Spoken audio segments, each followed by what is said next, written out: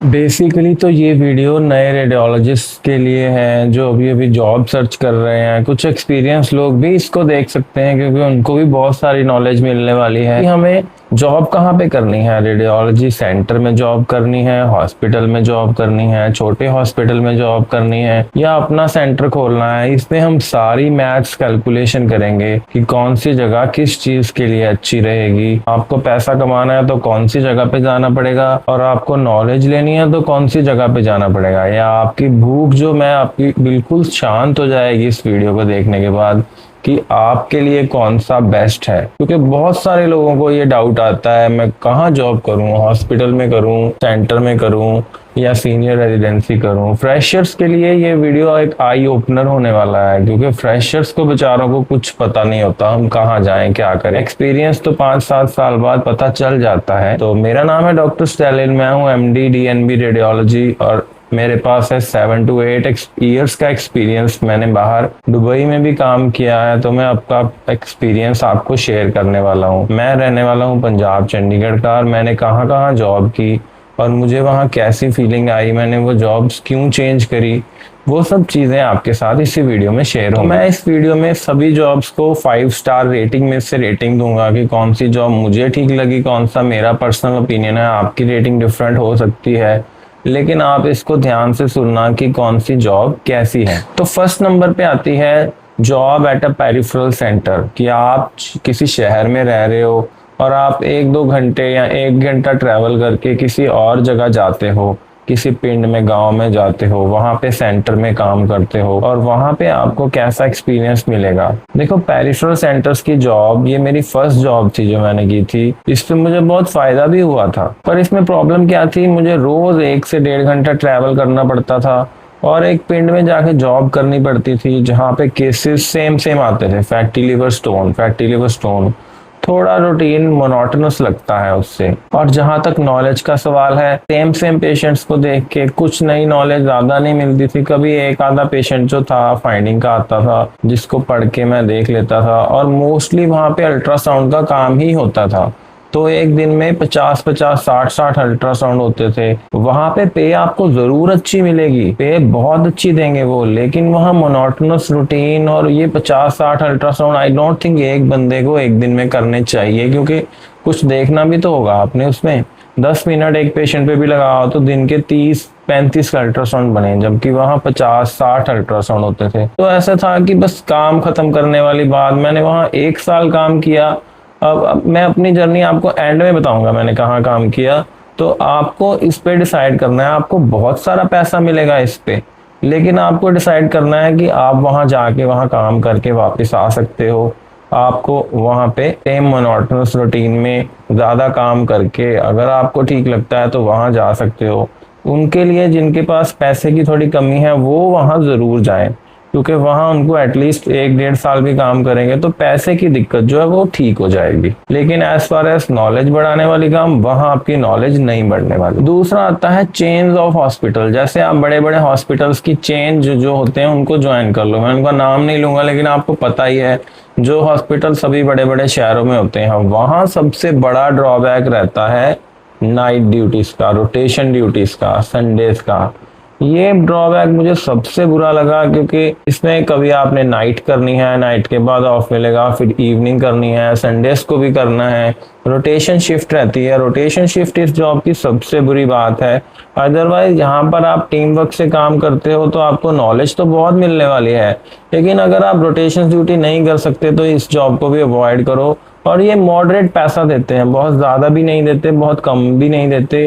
ज्यादातर फ्रेशर्स लोग की ये सबसे पहली चॉइस होती है कि हम किसी चेन को ज्वाइन कर लें, ताकि उनको, क्योंकि नॉलेज कम होती है, वो बोले हम थोड़ा थोड़ा सीख जाएंगे, थोड़े थोड़े पैसे भी कमा लेंगे। तो रोटेशन इस पे सबसे बुरी चीज है, बहुत बड़ा ड्रॉबैक है नाइट ड्यूटी एंड रोटेशन। दूसरे नंबर पर आती है सीनियर रेजिडेंसी। जैसे ही आप निकलो, आप एक सीनियर रेजिडेंसी ज्वाइन कर लो। उसमें एक प्रॉब्लम ये है कि वहां आपको सैलरी कम मिलती है। सैलरी तो कम मिलती है, लेकिन वहां आपको बहुत नॉलेज मिलने वाली है। Consultants, assistant professor, research work भी आप वहाँ पे कर सकते हो। ये सब आपको इतनी नॉलेज देंगे कि अगर आपने यहाँ 1-2 साल भी लगा लिया तो आप पूरी जिंदगी मार नहीं खाओगे। सीनियर रेजिडेंसी तो 1 साल सभी जेआरएस को करनी ही चाहिए।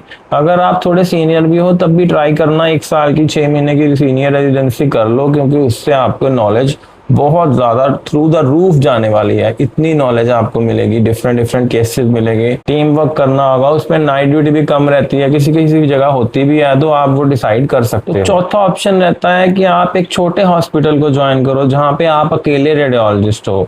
ये ऑप्शन मुझे सबसे ज्यादा अच्छा लगता है, क्योंकि यहाँ पे काम थोड़ा मीडियम लेवल का होता है, यहाँ पे आपको पे भी अच्छी मिलती है और यहाँ पे थोड़ा रिलैक्स्ड इन्वायरमेंट होता है। यहाँ आप टीम वर्क में काम करते हो लेकिन बाकी डॉक्टर्स के साथ, रेडियोलॉजिस्ट तो आप अकेले ही होगे, लेकिन ये थोड़ा रिलैक्सिंग जॉब रहती है। ज्यादातर फीमेल्स लोन रेडियोलॉजिस्ट बन के छोटे सेंटर में या छोटे हॉस्पिटल में काम करती हैं। यहाँ पार्ट टाइम शिफ्ट भी मिल जाती है, जिसको 5-6 घंटे ही काम करना है, शाम को आपको पढ़ना है या कुछ और करना है। तो ये थोड़ा मीडियम लेवल की जॉब है, यहाँ पैसे भी मीडियम मिल जाते हैं। तो सब में इसमें सारी चीजें थोड़ी थोड़ी पूरी हो ही जाती है। अब आता है कि आप अब्रॉड भी जा सकते हो। अब्रॉड का एक्सपीरियंस मेरे पास दुबई का है, वो मैं आपके साथ शेयर कर दूंगा। लेकिन अब्रॉड में सबसे बड़ी प्रॉब्लम आती है आपकी फैमिली। आप अपनी फैमिली से दूर हो जाते हो, वहाँ बहुत लोनलीनेस भी रहती है, नए फ्रेंड्स बनाने पड़ते हैं, नई जगह सिस्टम में सेटल होना पड़ता है, ये सारी प्रॉब्लम वहाँ आती हैं। लेकिन वहाँ पैसा बहुत मिलता है और आप दूसरी जगह का पीआर भी ले सकते हो। अगर आप इंडिया से निकलना चाहते हो तब आप जरूर इस ऑप्शन को कंसिडर कर सकते हो। यूएसएमएलई का मुझे अभी आइडिया नहीं है, लेकिन मैं जो दुबई और गल्फ का बता सकता हूँ वो बहुत अच्छी जगहें हैं। जो आप यहाँ 1 महीने में कमाओगे वहाँ आप 5 दिन में ही उतना पैसा कमा लोगे जितना आप यहाँ पे 1 महीना काम करके कमाओगे। तो टेम्परेली वहाँ 1-2 साल लगाना बहुत जरूरी है। आप वहाँ जाके वहां से वापस आके कोई अच्छी प्रॉपर्टी भी ले सकते हो, अपना सेंटर भी खोल सकते हो। अभी लास्ट है हमारे पास अपना खुद का सेंटर खोलना, और मैं पर्सनली बताऊं तो ये मेरा फेवरेट है। अगर आप अपना सेंटर खुद का खोल लोगे तो आपको बहुत सारा पैसा भी कमा सकते हो, बहुत सारे पेशेंट्स आएंगे और आपकी नॉलेज भी बढ़ेगी। आप खुद उस चीज को पढ़ोगे या अपने फ्रेंड से पूछोगे, आप थोड़ा बिजनेस स्किल भी आपके अंदर आएगी। और सबसे अच्छी चीज इसमें आपको फ्रीडम रहेगी, या आपको अगर छुट्टी लेनी है किसी से पूछना नहीं पड़ता, आप अपनी मर्जी से अपने बॉस बन सकते हो। तो मेरा पर्सनल फेवरेट तो यही है, क्योंकि अपना सेंटर खोलना आपको एंड में पड़ेगा ही। तब तक आप इधर उधर जॉब्स करते रहोगे। आपको अपना centre as soon as possible खोल लेना चाहिए, क्योंकि इससे लीगेसी क्रिएट होगी। आप एक जगह बैठोगे तो 5-6 साल बाद आपको सब एरिया में लोग भी जानते होंगे, डॉक्टर्स भी जानते होंगे, आपके पेशेंट मल्टीप्लाई होंगे, आप लोगों की अच्छी हेल्प कर पाओगे। इसमें सबका फायदा है, क्योंकि आप उस शहर को एक अच्छा रेडियोलॉजी सेंटर दोगे, लोगों की सेहत भी उससे अच्छी रहेगी। तो अपना सेंटर खोलना मेरे लिए एक 5 स्टार रेटिंग देता हूं मैं इसको। थोड़ा बिजनेस में प्रॉब्लम आती है, ऊपर नीचे होता है, लेकिन अपना सेंटर अपना ही होता है और आप इसको इनहेरिट भी दे सकते हो। कल को आप इसको अपने बच्चों को ट्रांसफर कर सकते हो। जबकि जॉब्स जो है ऊपर वाली वो बिल्कुल टेम्परेरी रहती हैं, वो चीज लीगेसी नहीं बनाती। लीगेसी आपको अगर बनानी है तो वो सिर्फ अपने सेंटर से ही बनेगी। तो मैं आपको अपनी जर्नी बता देता हूँ।